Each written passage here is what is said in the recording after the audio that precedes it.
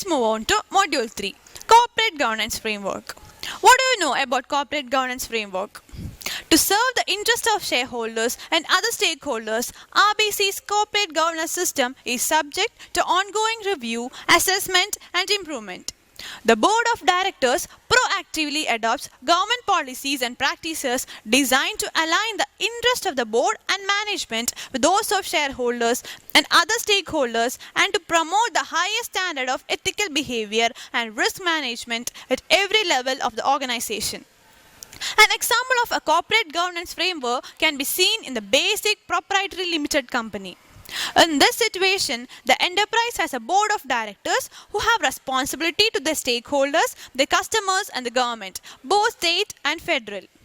These responsibilities are defined in their contrast and codified in legislation, including the Corporations Act and industry-specific acts, and assessed with regard to the expectation of the stakeholders.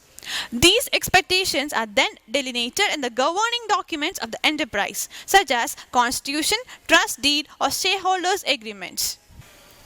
What do you know about board committee? The board is responsible for the overall stewardship of RBC.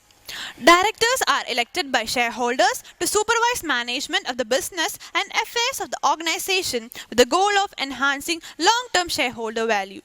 The board's role consists of two fundamental elements: decision-making and oversight.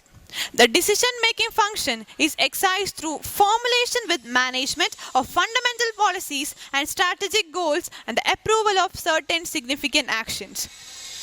The oversight function concerns the review of management decision, the adequacy of systems and controls, and the implementation of policies. In performing its role, the board makes major policy decisions, participates in strategic planning, delegates to management authority and responsibility for day-to-day affairs, and reviews management's performance and effectiveness. What is Audit Committee remuneration? Management of RBC is responsible for the preparation, presentation, and integrity of financial statements and for maintaining appropriate accounting and financial reporting principles, policies, internal controls, and procedures designed to ensure compliance with accounting standards and applicable laws and regulations. The external auditor is responsible for planning and carrying out, in accordance with the professional standards, an audit of annual financial statements and an audit of internal control or financial reporting. The external auditor also reviews the quarterly financial information.